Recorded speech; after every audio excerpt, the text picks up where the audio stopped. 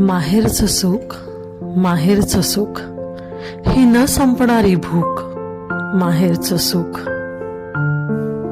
आयुष्याच्या अन्नावरील प्रेमाचं तूप, हे माहेरचं सुख. आपल्या गप्पांमधील आठवणीच खूप, हे माहेरचं सुख. आपल्या सकट आपल्या अंशावरही प्रेमाचा पूर, हे माहेरचं सुख.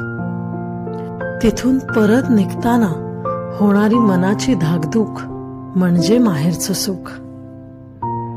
मी अंबज्ञ आहे तुम्हा सर्वांची ह्या माहेरच्या सुखासाठी. ओंजळीत माझ्या भरलेल्या त्या आपल्या कैक क्षणांसाठी.